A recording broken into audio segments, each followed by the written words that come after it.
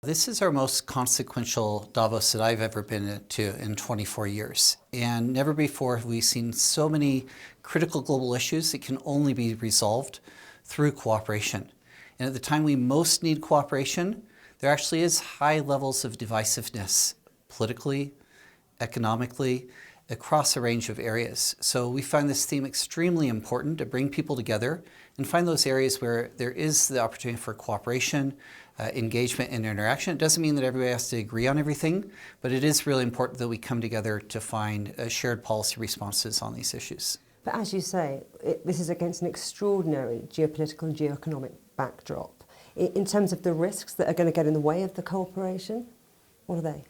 Yeah, I mean, you see first the immediate urgency around the energy crisis, particularly in the Northern Hemisphere. Now, a warmer than expected winter in Europe has meant that there are still more reserves in gas than is anticipated. But this is something that isn't only affecting Europe, it's across the entire Northern Hemisphere, which drives a lot of the gas demand for winter heating supplies. On top of the energy crisis, you have food crises.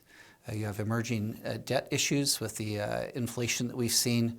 Any country that's basically importing food, energy, and has a dollar-denominated debt is facing extreme challenges politically and with their local populations. And so these are extremely critical issues, and they can be resolved, though, through cooperation in many cases, or they can be ameliorated. Let's talk about China Yes. opening up. What impact is that going to have, do you think, on this drive for cooperation, but also the global economy and trade? Yeah, so trade has not fallen off as much as a lot of people think. Trade is actually still quite strong between China and the rest of the world. And we've seen the pressure that was placed on supply chains, shortages of critical goods, resources, and so on. So some of that easing up will be actually helpful to actually reduce inflationary pressures. And I think a lot of people are looking forward to the demand being generated in the Chinese domestic economy. There's anticipation of some loosening in the real estate sector, wanting to reinvigorate consumer demand at a national level. And this will actually help contribute to global growth.